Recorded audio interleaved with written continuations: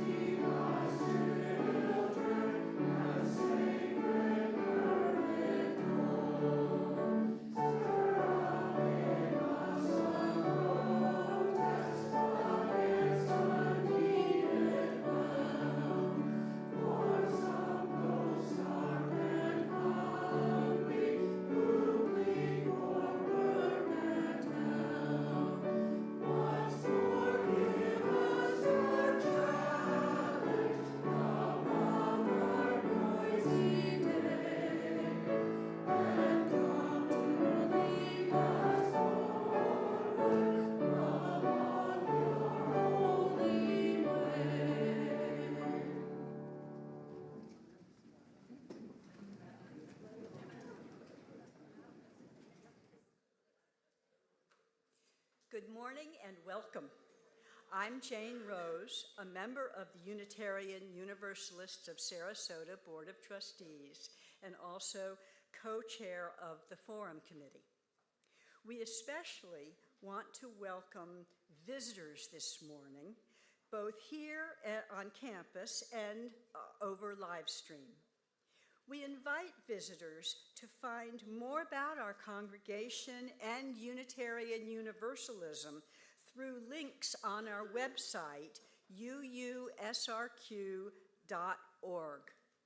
The website links enable you to sign up for our e-newsletter, the UU Weekly News. Visitors here in person can also sign up to receive the newsletter at the welcome table right outside. We invite visitors to participate in any of our events, live or virtual. Timely information is provided in the order of service every Sunday, on the website, and in the newsletter. If you are new to our congregation, we look forward to getting to know you better. We are on the lookout for visitor name tags, but please also don't hesitate to introduce yourself. After the service, we gather in the courtyard for refreshments and conversation. Please join us. We are happy that you have found your way here, and we hope you will want to return. I have a special announcement this morning. It is New Member Sunday. If you wish to become a member of our congregation, Reverend Jay will be meeting with new members in the minister's office 15 minutes after this service. Thank you.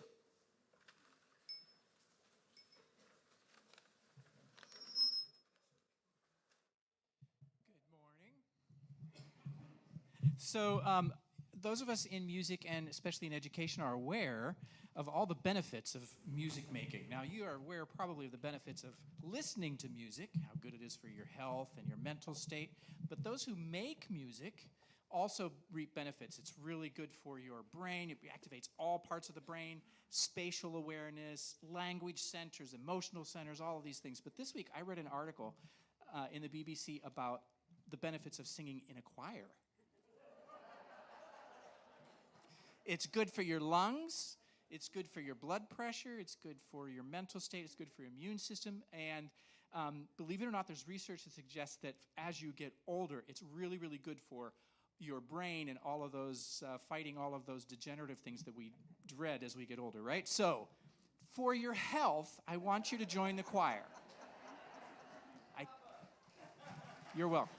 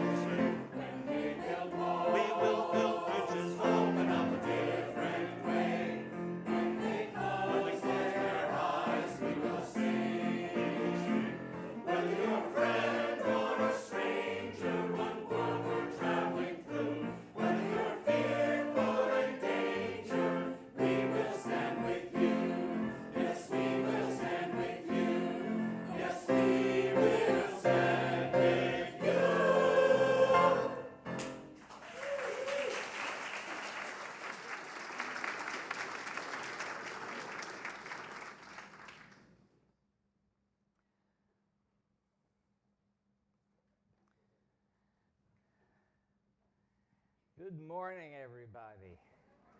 I'm Reverend J. Wolin, the settled minister here at the Unitarian Universalists of Sarasota. Our opening reading today is from the Reverend Theodore Parker, famous transcendentalist minister in the 1800s, from his book, The Transient and the Permanent in Christianity, something that is required reading of every seminarian, UU. It seems difficult to conceive any reason why moral and religious truth should rest for their support on the personal authority of the revealer, any more than the truth of science on that of the person who makes them known first or most clearly. It is hard to see why the great truth of Christianity rests on the personal authority of Jesus more than the axioms of geometry rest on the personal authority of Euclid or Archimedes. The authority of Jesus, as of all teachers, one would naturally think must rest on the truth of his words and not their truth of his authority. If Christianity were true, we would still think it was so. Not because its record was written by infallible pens, nor because it was lived out by an infallible teacher, but that it is true, like the axioms of geometry, because it is true. Please join me now in sharing the words of our value of generosity as we light the chalice as a symbol to bring light to truth. And it's up on the screen. We cultivate a spirit of gratitude and hope. We covenant to freely and compassionately share our faith, presence, and resources. Our generosity connects us to one another in relationships of interdependence and mutuality. I was ahead of you.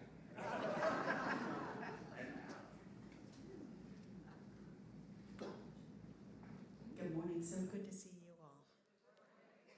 So today's story is Avocado Asks, written by Momoko Abe.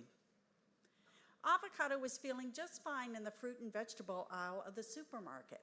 Life was pretty simple. No doubts, no questions, no confusion, until one day a small customer pointed and asked, "Is an avocado a fruit or a vegetable?" I'm not sure, sweetie. When we get home, we'll look it up. Suddenly, Avocado's world was turned upside down. Fruit? Vegetable? Avocado didn't know the answer either. So Avocado asked the vegetables, "Am I a vegetable?" The vegetables seemed confused at first, but then the cabbages said, "You're not leafy like us, and you're not crunchy like us," the carrots cut in. "And vegetables don't have a big pit in the middle like you do," grumbled the potatoes. "So you're not a vegetable." "Then I guess I must be a fruit," thought Avocado. So Avocado asked the fruits, "Am I a fruit?" "You're not sweet and juicy like us," said the pears.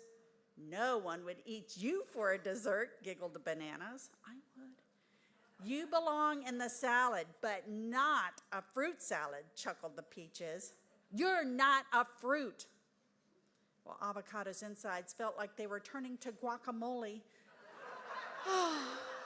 "I don't belong with the vegetables or the fruit. There must be somewhere I can feel at home. But where? I'm pretty sure I'm not an herb or a sausage. I know I'm not a canned pea or a bean." So Avocado came to the fish counter. With their fins and scales, the fish looked very different, but it was worth a try. "Am I a fish?" "Don't be silly. Avocados can't swim," said the fish coldly. "Holy mackerel," said the mackerel. "You're not a fish." "What about the cheeses? Some of them are round like me, and some of them have a hard skin on the outside too. Am I a cheese?" asked Avocado. "You're not a cheese." "Oh, they smell a lot like feet," Avocado thought, "so I'm pretty glad I'm not a cheese. Maybe I'm nope." Avocado was more confused than ever. If I'm not a fruit and a vegetable, a fish, a cheese, or an egg, what am I?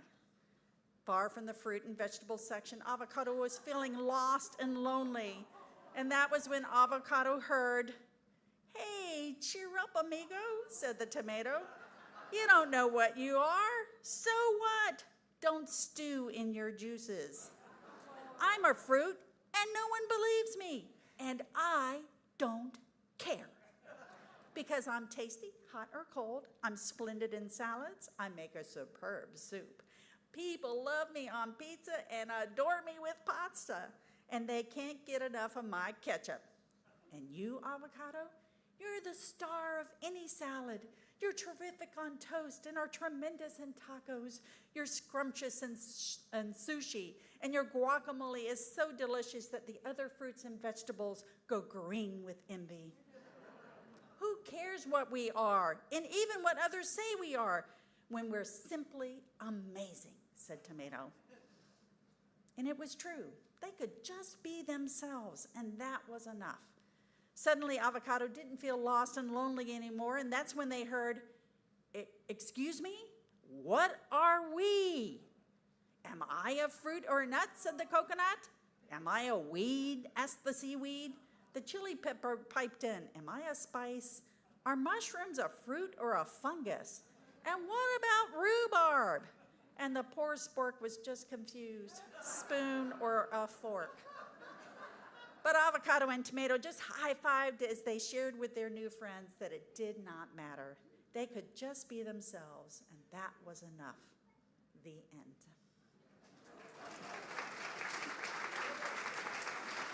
So everyone sometime during their life asks those same questions. Who am I, and where do I belong? You know, we like to fit in groups, but sometimes it's confusing, like religion or spirituality. What does it mean to be a Christian, or to be Jewish, a Muslim, Hindu, Buddhist, or a pagan? To be a Christian, do you have to follow the teachings of Jesus of Nazareth, or do you have to believe that Jesus came to pave your way to heaven? What is it to be a Unitarian Universalist? Are you used like the tomato, accepting of others just the way they are as amazing people, even though we may not agree with them spiritually? Lots of questions for each of us to figure out, but that is the UU way. Go. So now I invite any children and youth to join me and their teachers for a day focusing on bringing light and hope to others. Thank you.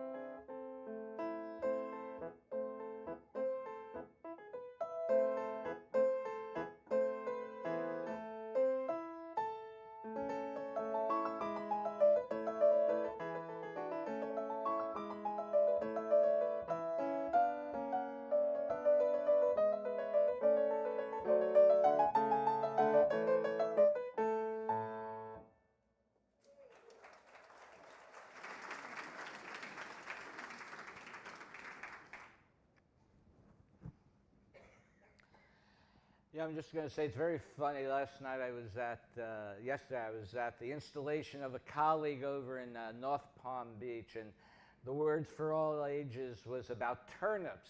And when I got up to speak, I had no idea what a turnip looked like. And one other thing I would say, I would not put guacamole on pizza. That's just me personally. But we are diverse, and we won't even talk about pineapple. But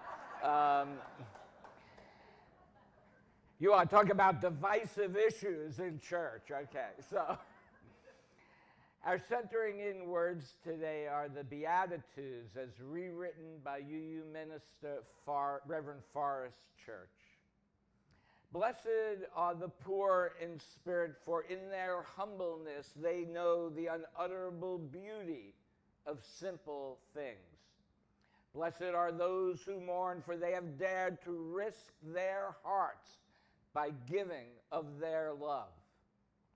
Blessed are the meek, for the gentle earth shall embrace them and hallow them as its own. Blessed are those who hunger and thirst for righteousness, for they shall know the taste of noble deeds. Blessed are the merciful, for in return theirs is the gift of giving. Blessed are the pure in heart, for they shall be at one with themselves and the universe. Blessed are the peacemakers, for theirs is a kinship with everything that is holy. Blessed are those who are persecuted for righteousness' sake, for the truth shall set them free. As we go into a moment of silence, I ask you to contemplate who you bless and in what way and for what.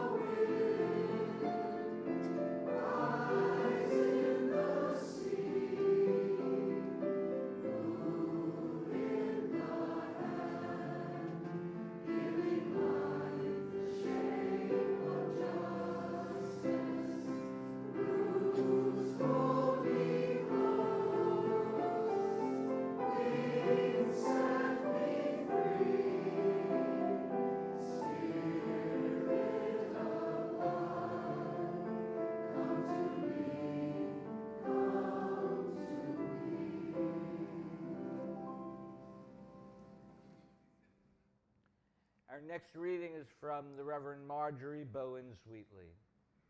I am profoundly moved by the message of Jesus as I understand it. Liberation and freedom from oppression, love and compassion. Not freedom from love and compassion. Freedom from oppression, love and compassion. Commas, very important.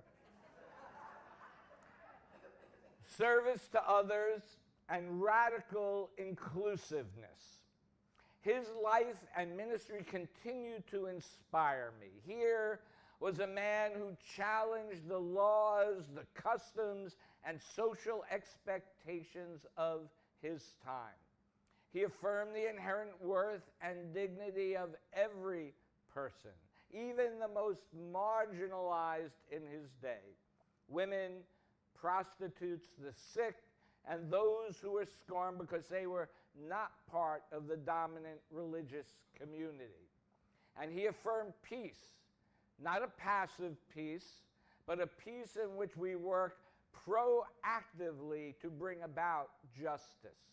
His values were so threatening to the powers that be that they executed him. Jesus' focal point and preaching and ministry was what he called the kingdom of God, by which I believe he meant a state of being in the here and now. I prefer the term coined by Christian feminist Ada Maria Isasi Diaz, a Cuban theologian. She suggests that we consider Jesus' reference as kingdom of God, as an expression and recognition that we are all related, that we are all brothers and sisters, called to create a new world through loving kindness, a world made new by the way that we treat each other. And one way that we can manifest how we treat each other and how we fund the creation of the world here is through our offering. Please be as generous as you can. For those online or here on your cell phone, there's a QR code or a link in the order of service or on the YouTube description. Let this sacred time begin.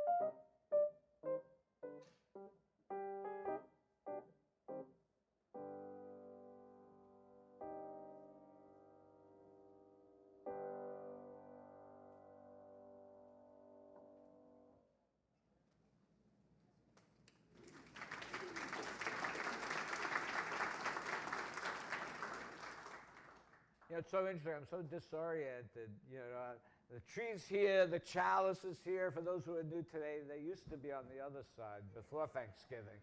And this way I get to see Don's hands on the piano sitting over here.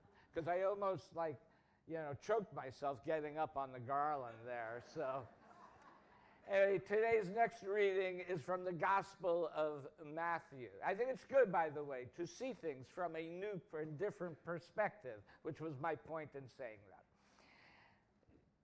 In the Gospel of Matthew chapter 6, Jesus states, "Do not be anxious about your life.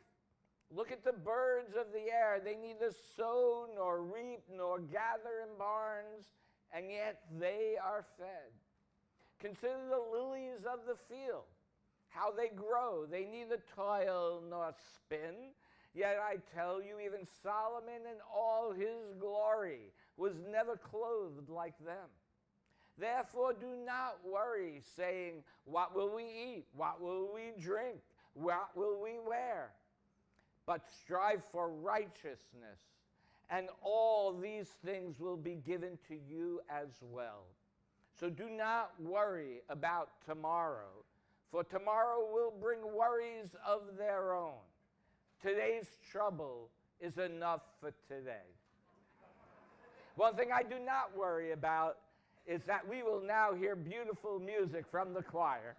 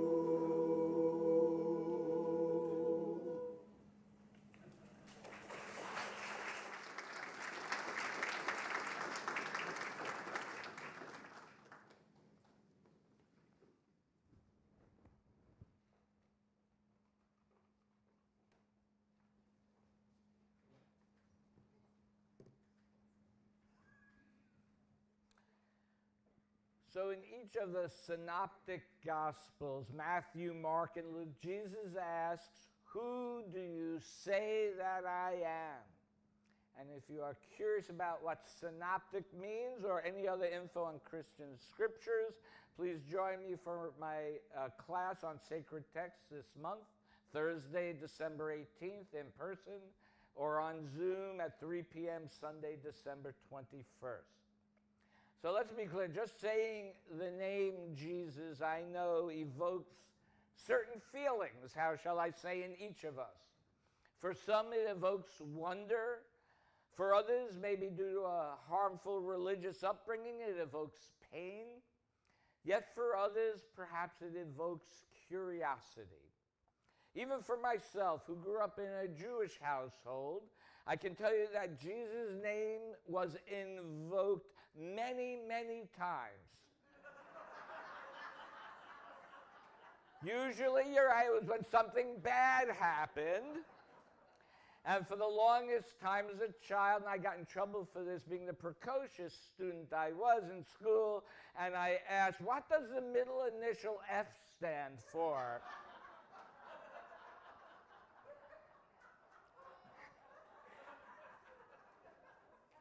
It's funny because it's true.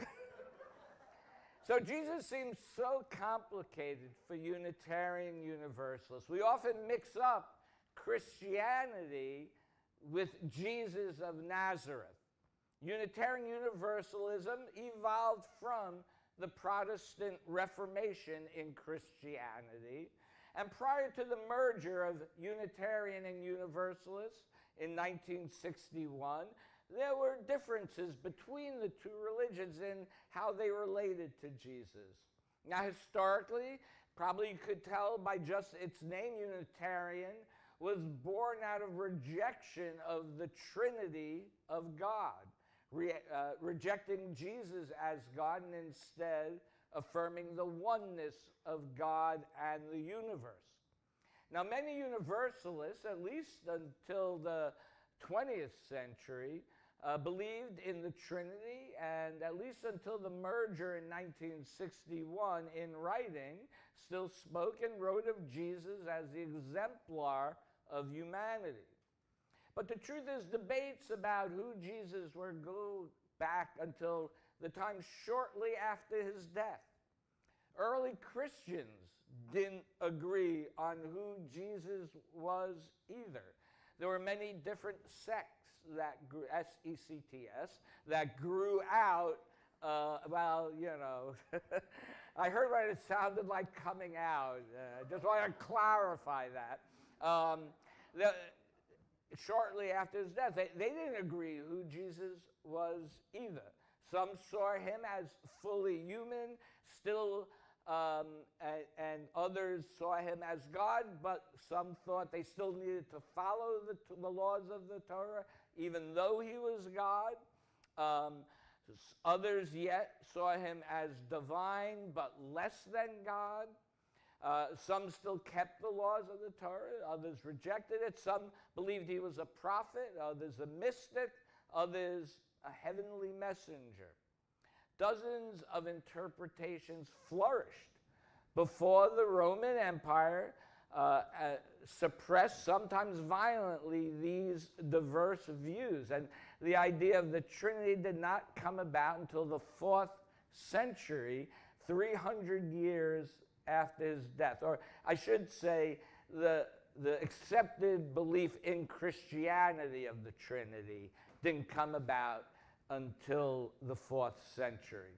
And then it was very violently instituted. Human beings have always shaped Jesus in the image of what they most needed or feared. Yet when something with meaning is suppressed, it finds other ways to rise up again in time. And different views about Jesus and how to interpret his message rose again with fervor and, sadly, with violence during the Protestant Reformation. Now, as in the 1500s. Now, we are 500 years, more than 500 years past that Reformation. That was largely due to the advent of the printing press and the ability for more people to have access to the stories about and the words attributed to Jesus. Now with the internet and mass media, we have we've had approximately 2,000 years to study these stories. So the question is, what meaning can these stories have for us today, here and now? What perceptions do we make about Jesus today? Can we even determine what message Jesus was trying to tell his followers when they were written down? Although the letters of Paul were written closer to the death of Jesus, Paul admittedly never met Jesus. other than the Christian Gospels and writings, which were written a generation and sometimes 2 generations after Jesus' lifetime. There are no contemporaneous writings about Jesus in his lifetime. There are, supposedly academics believe, 2 independent writings about the existence of Jesus, written well after his death. One is from the Jewish historian Josephus. He makes 2 short mentions of Jesus in his book, The Antiquities of the Jews. There's also a mention of Jesus in some Roman historical writings of the 2nd century, almost 100 years after his death. So what can we learn, though, about the man Jesus from the Christian Gospels and writings? Well, he was first and foremost a Jew. He was born to an unwed mother. He grew up in a poor and rural environment. His stepfather was a carpenter, and perhaps he was as well. Some perceived him as an end-of-times minister. Some perceived him as a prophet critiquing the Romans for their exploitation of the people, critiquing the Jewish ruling class for their exclusion of the marginalized, and their focus on formality while so many people were suffering under the Roman oppression. Different early Christian sects perceived him as a guru, a mystic, a teacher of spirituality, a source of wisdom. Some believed Jesus showed us we all had the ability to have a direct experience with God. The perception of Guru Jesus leads us to a vision of compassion and peace. He encouraged us to strip away the veneer of suffering that blocks our ability to grow as human beings. It is why he often refers to becoming innocent like children. Jesus in the Gospels is also portrayed as a healer. The Bible is full of miracle stories of healings. Thomas Jefferson, in his Jefferson Bible, took out all the miracles. Now, I wonder why, like, we accept metaphors about fruits and vegetables all the time, but yet we insist on treating the healings as the literal miracle. And I would suggest maybe we look at it more in a metaphorical way, that Jesus welcomed people not accepted by the temple priests, such as lepers, women, people with mental illnesses, mental health issues, and tax collectors, among others. I wasn't thinking that was a funny line, okay. But yes, again, remembering tax collectors, they collect as much as they could from the people, and then they paid the tax to the Romans. And so that forced the landowners to go into debt, and often would force them to lose their land to the Romans. And so the tax collectors were hated for that reason, because they saw them as giving over what they considered God's land to the Romans, and they were the ones helping the Romans. So this act of radical inclusion, I believe everybody should pay their fair taxes. I just want to say that. I also think we should have a tax on billionaires, but that's a whole nother story. And if we have any billionaires here who disagree with that, I want to talk to you about our pledge campaign. Sorry, I couldn't resist a straight line. This act of radical inclusion, this message that they had inherent worth and dignity merely because of their existence, was itself the healing miracle. And lastly, there is no question that many perceive Jesus as a change agent. Some would perceive that Jesus was the leader of a nonviolent protest movement that would lead to an uprising against the Romans. Now, you know, there's one, of course, passage where, one of his followers pulls out a sword, and Jesus tells him to sheathe it. So others believe, though, that due to this nonviolent movement, the eventual uprising that did happen against Rome failed. So there's a lot of controversy about that. What do we, I think that still is a discussion that we lived through in the 1960s here, and we will be living through again today. So what do we know about the time of Jesus? Israel lived under the harsh occupation of Rome. Some among the Jewish elite collaborated in order to hold on to power or to survive. Others just assimilated into the Greco-Roman culture. Many rural families were crushed by the Roman taxes and forced off their lands. That's my story of the tax collector. And after King Herod's death in 4 BCE, small uprisings started to break out, fueled by people who had lost everything. Many turned to banditry, not unlike our Robin Hood legends, right? Becoming folk heroes to the poor. And this is the world behind Jesus' parables. Growing inequality, exploitation, and a people longing for justice. Now I want you to think about all of that in light of the story of the Good Samaritan. The story in Luke chapter 10 was a man going down from Jerusalem to Jericho and fell into the hands of a robber who stripped him and beat him and went away leaving him half dead, end quote. Now next in the story, a Jewish priest and then a Levite passed the beaten man without helping him. And a foreigner, the Samaritan, came and helped the man. Now the moral of the story is thought to be that we should be compassionate to those in need, whomever they are and whoever they are. There are many Jewish people who look at this Christian story as anti-Semitic, right? Trying to point out that religious Jewish people would not help, but the Samaritan did. Whereas even if it's the Sabbath, Jewish people are supposed to help others, right? So it was put in there specifically to demonize Jewish people. But I think I was moved by the question that Reverend Dr. Martin Luther King asked about this story. King focuses the story on the question as to why do we even have a Jericho road to exist. King stated, and I quote, "For it is not enough to aid a wounded man on the Jericho road.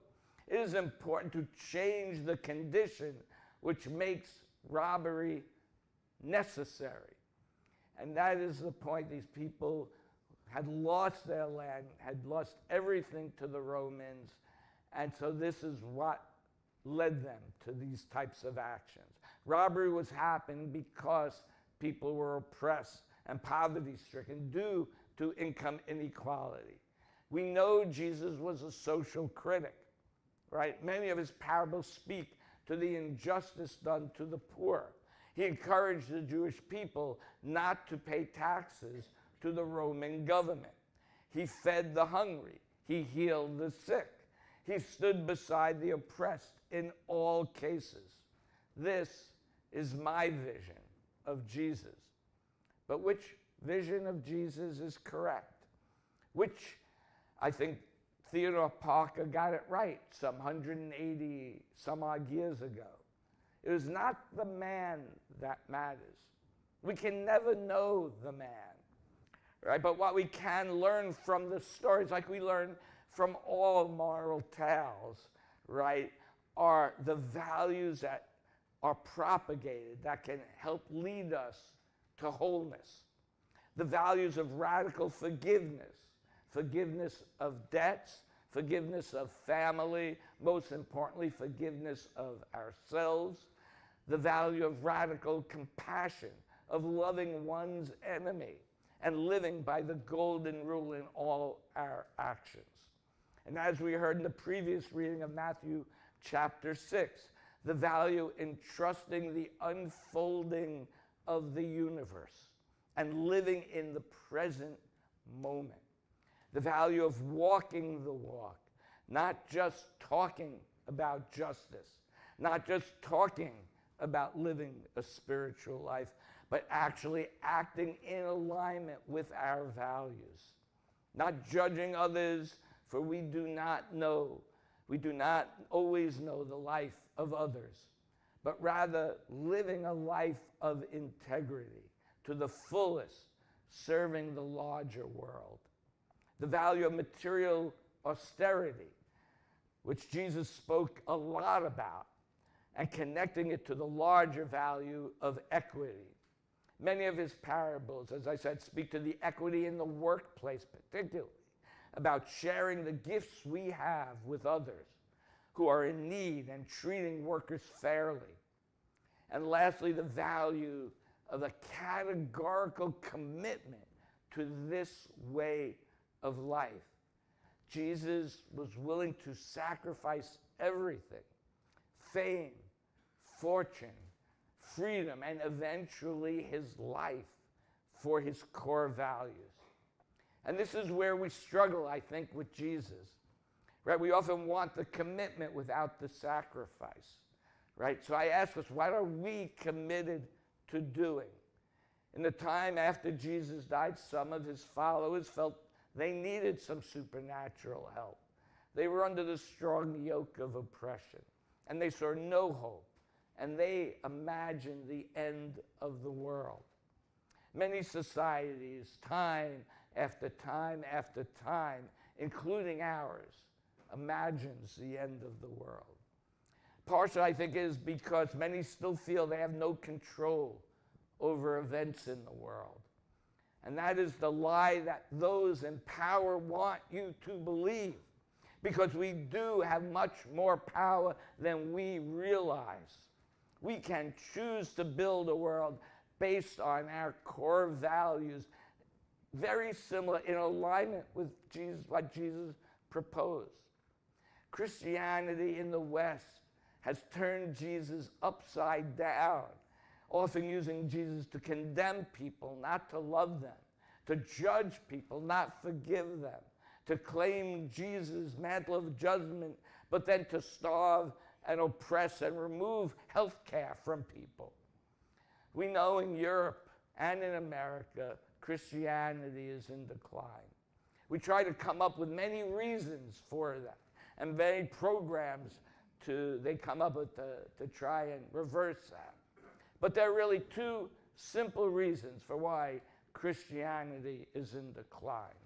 One, because people see through this charade and hypocrisy of claiming a Jesus who supports those not in the power structure of society, while they themselves condemn those who are different than they are.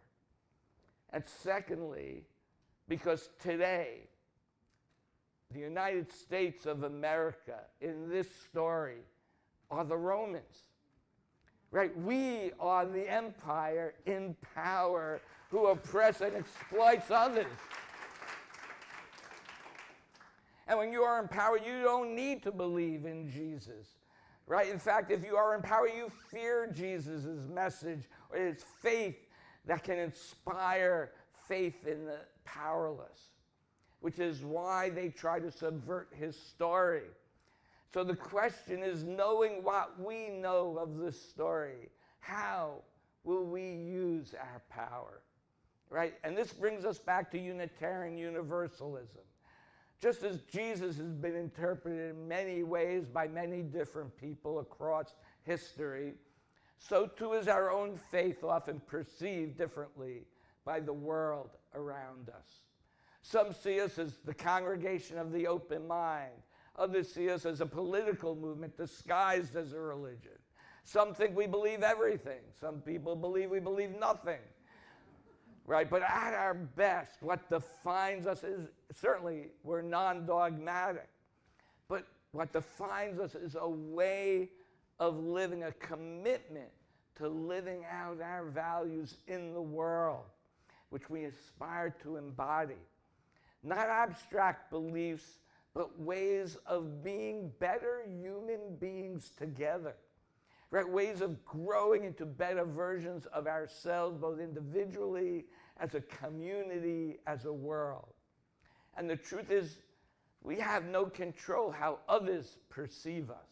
So we must live out who we are in the present moment, so people can see what our values are in our actions and how we live with each other. One day history will ask of us, who were we? Were we a people who merely admired justice from afar, or people who embodied it? Were we a community defined by what we rejected or by what we built up? Were we a community that kept the status quo or sacrificed to create a better world for all? I hope history will say that Unitarian Universalists were the people who widened the circle, who insisted that no one be cast out, who practiced radical hospitality in an age of borders, who believed that the future is still open, the future is still worth planting seeds, which we ourselves might never see grow. We don't have to accept that the world is going to end. We can use our power to improve our lives and the lives of others. We can use our power to create an environment where every person has the resources that they need to have the opportunity to flourish with dignity. We can use our powers, instead of stealing land from the poor, to actually using it to provide affordable housing. We can use our power to stop exploiting foreign labor and pay a fair wage to workers. We can choose to be radically inclusive, welcoming in the stranger instead of separating families and deporting our neighbors. Try to imagine what it would be like to live a holy life and to get as near as possible to a perfectly divine life. What would that require of you? What do you say that you are? And who do you say that we are? Our answer will shape not only our future, but the future that our descendants will inherit. May we answer wisely, may we answer with love in our heart, and may we answer with actions based on our value. May it be so. Please rise in body and or spirit for our closing hymn 131, Love Will Guide Us.